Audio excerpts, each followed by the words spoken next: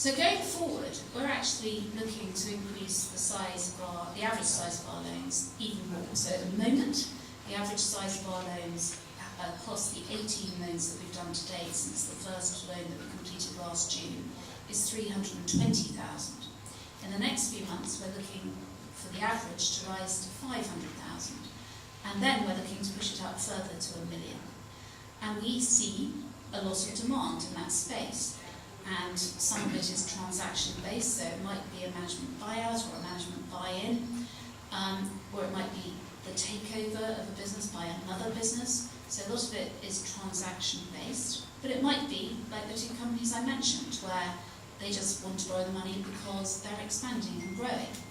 So we see an opportunity in that space because we do feel that the lower end of the market has become quite crowded.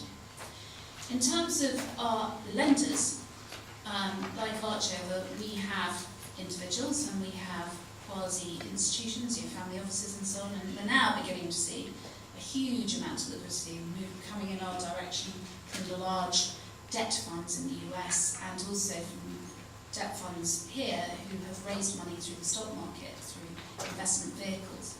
So there is no doubt that there is plenty of liquidity available. And in many ways, the bigger challenge over the next few months is going to be finding enough good quality borrowers. And as we all know, when you see rapid growth, sometimes you reduce your standards, and I'm absolutely determined that we're not going to do that, and we're going to make sure that we stick very firmly to our credit framework and that we only take on loans that fit our criteria, and we don't then start sort of slightly changing them in order to deploy the money that's coming our way. So that's going to be the biggest challenge, is finding enough of the right quality borrowers. And to that extent, I think it's worth looking at some other verticals, which we're beginning to do. Real estate is a very obvious one, and that would be asset-backed. There are other things like car finance looks interesting, leasing.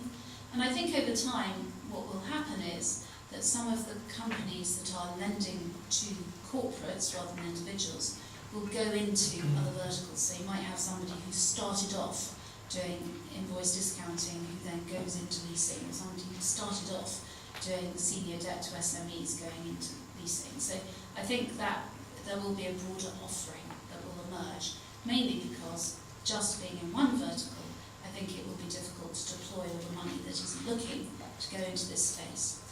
And this space is very fast becoming a very investable space for institutional investors. The returns look really attractive. So if you look at our book to date, our loans, we've done 6 million of loans since we completed our first loan in June of last year. The average yield across that book is around 9%. We take a 1% lender fee, so that's an 8% return. Well, when interest rates are 0.5% and inflation is minus 0.1, that does look like a very attractive return. Having been an institutional investor for 32 years, when I look at other assets at the moment, they all look markedly overvalued, and a lot of that is to do with quantitative easing, which we've had in various stages from various countries. So we started with the US and the UK, and now it's all about Europe and Japan. And surprise, surprise, one of the best performing equity markets in the last few months, Europe and Japan. And so when you print money, it's got to go somewhere, and it tends to go into liquid assets. Bond markets have been used as a mechanism for quantitative easing, so they look particularly expensive too. So equities look expensive, bond markets look expensive, real estate looks expensive.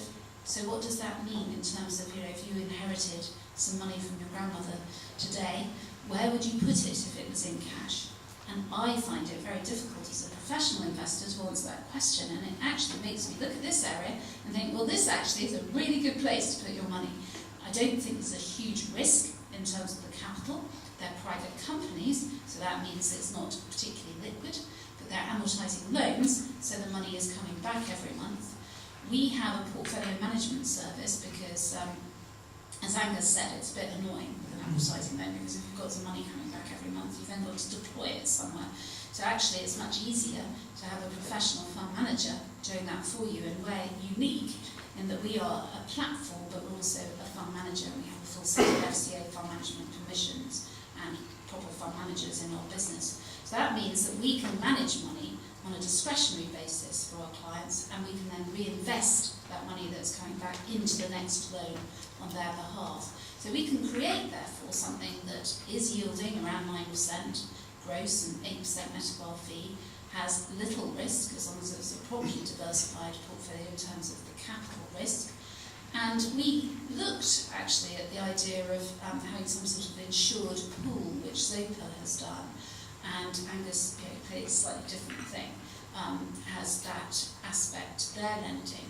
But we decided in the end, and that was after we spoke to the lenders that were coming to us and wanted to lend, that they prefer to actually have a higher gross yield, and they see the risk as being low enough not to need to bear the cost of that insurance. So at this moment in time, we don't offer that. If at some stage in the future we thought that people wanted that, we could either go to an insurance company and try and set something up, or we could have some sort of self-insurance where we put aside some of that 9% yield to cover defaults. So that's a possibility. International diversification is also interesting to us.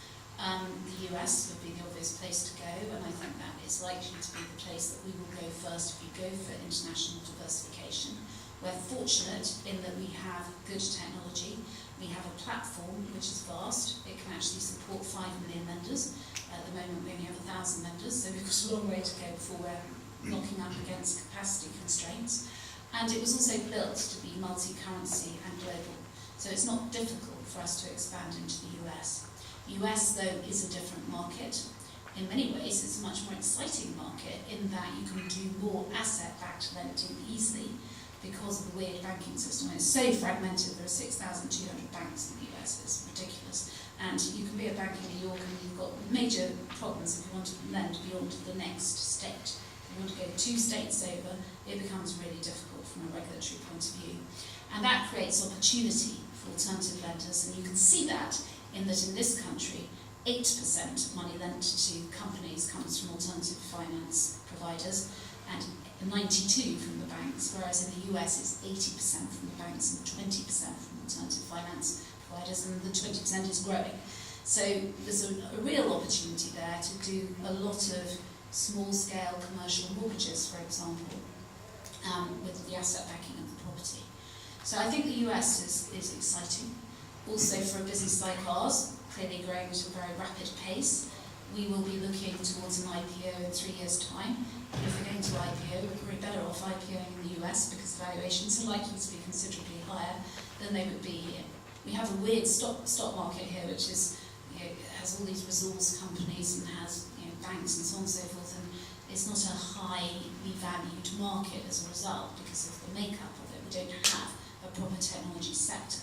In the US, we have the leading technology companies in the world, and therefore a greater understanding of how a business like ours should be valued. And so therefore, if we're aspiring to an IPO, it's really got to be in the US, which means that, just as Funding Circle has done, for a business like ours, we need to be having some business in the US to justify a US IPO, and then aiming probably ultimately for an IPO in the US. There were 2 IPOs in this sector at the back end of last year, just before Christmas. One was Lending Club, which is the largest lender in the world, primarily P2P, but now does some business lending as well. And we were actually in New York the day that it actually IPO'd, and it was a very exciting day because it started off with a market valuation of 5.5 million, and by the end of the day it was 9.5 billion, 5.5 billion to 9.5 billion in one day.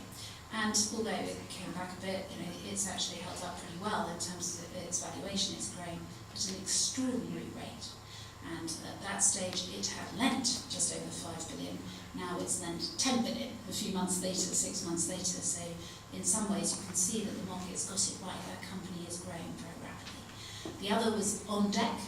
On Deck does business lending, but it does very small business loans, mainly to merchants. So people who are doing online retailing in particular, and the loans on average are only for 3 to 6 months, and they are only on average for $14,000, and the APR is 41%, so obviously markedly different to what we're doing. And that again is growing at a very rapid rate and ended up with a very high valuation. So you can see that for a business like ours, and probably quite a few of the businesses that you've heard from today, probably there's a better understanding of what we're doing in the US than there is in the UK ultimately. So it'll be interesting. But I think a lot of businesses will look to expand into the US first. Europe is a bit difficult and terrifies me because, employing people in Europe is a nightmare. Regulation is different. Which other country you go to is very, very difficult. And although the US is quite difficult, I think I would much rather go there than to Europe. If we were going to go to Europe, probably Germany would be where we would start. And beyond that, China is potentially very interesting. It's obviously vast. And that probably is more of an invoice discounting type market because you've got so many manufacturers and import type finance. So that might be something that we would do out of the US rather than the UK. But I think this industry, we're just at the beginning. It's actually very small at the moment. The companies are small, volumes are relatively small compared to all the outstanding debt that there is in the world. The opportunity is vast, and I think that you will find that more and more people pour into this industry and start working for businesses like Money & Co. And certainly, from my point of view, it is the most exciting business that I have ever worked for or with. And I do believe it will be the most successful business that I've ever been associated with. So, thank you very much, everybody.